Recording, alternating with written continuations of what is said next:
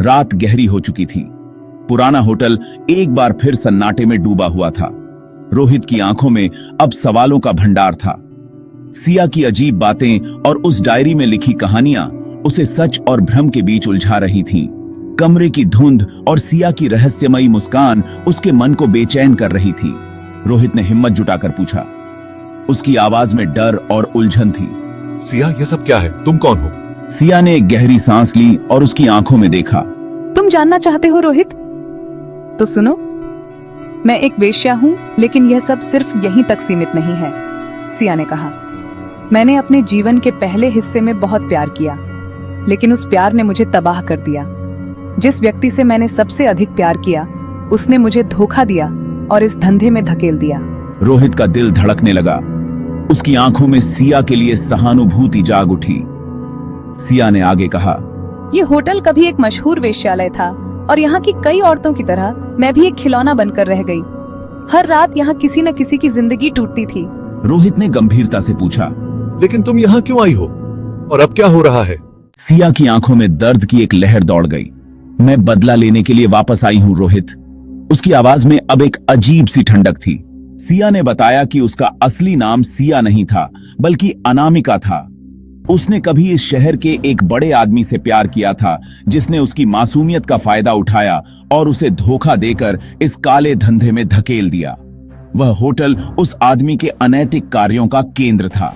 रोहित ने पूछा, लेकिन वह आदमी कहाँ है? वह अब भी यहीं है, इस होटल में। इस शहर में सबको लगता है कि वह मर चुका है, लेकिन असल में वह इस जगह को अब भी अपने फायदे के लिए इस्तेमाल कर रहा है। रोहित के मन में एक बेचैनी बढ़ रही थी। वह जानता था कि वह अब किसी गहरे खेल में फंस चुका है। तुम्हें डरने की जरूरत नहीं है रोहित, सिया ने कहा। मैं चाहती थी कि कोई ऐसा हो जो मेरी कहानी सुने, जो मेरे दर्द को समझे, और मुझे लगता है कि तुम वो इंसान हो।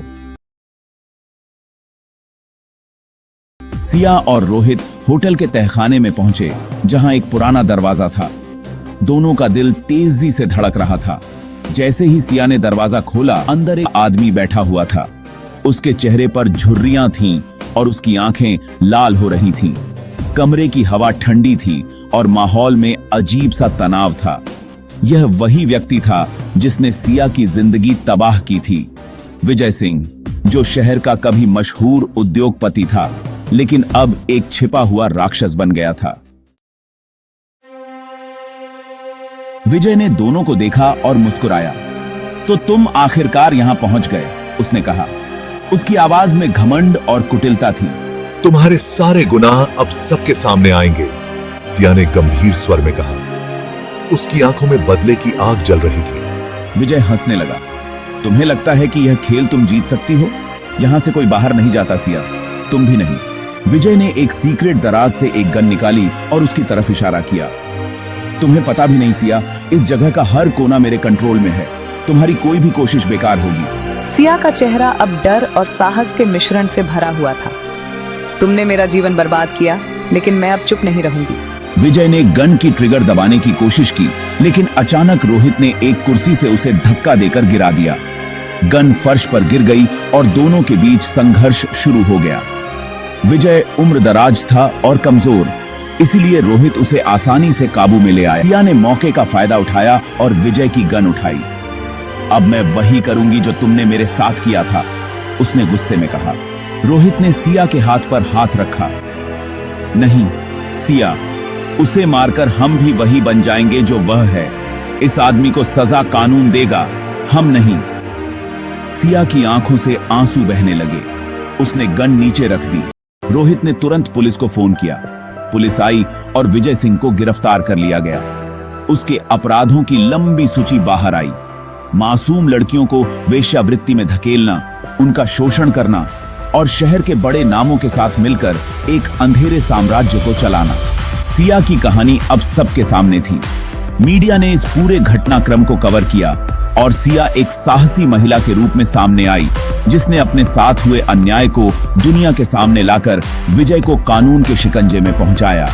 कहानी का अंत सिया के लिए एक नई शुरुआत थी। उसने अपने अतीत को पीछे छोड़ने का फैसला किया और एक नई जिंदगी जीने की तैयारी की।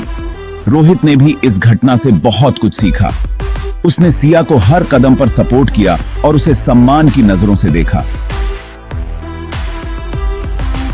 सिया अब कोई डरने वाली महिला नहीं थी, बल्कि वह एक प्रेरणा थी जिसने साहस और बुद्धिमानी से अपने जीवन के सबसे बड़े डर का सामना किया और उसे जीत लिया। दोस्तों, यदि आपको यह वीडियो पसंद आई हो तो कृपया इस चैनल को सब्सक्राइब करें और ज्यादा से ज्यादा इस वीडियो को शेयर करें। धन्यवाद।